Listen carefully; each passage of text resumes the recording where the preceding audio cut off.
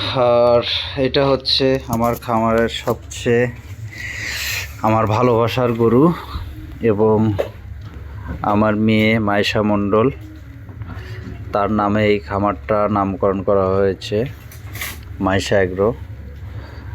আমার মেয়েও কিন্তু এই গরুটাকে খুবই পছন্দ করে, ও বলে যে এটা ওর গরু। আসলে সবই তো আমার মেয়ের জন্যই করা। তো এই গরুটাকে আমিও খুব ভালোবাসি। দেখেন আমি আসছি, আমার দিকে কত সুন্দর করে আছে, এই যে ও ওকে আদর করতে বলতেছে, দেখছেন কত সুন্দর।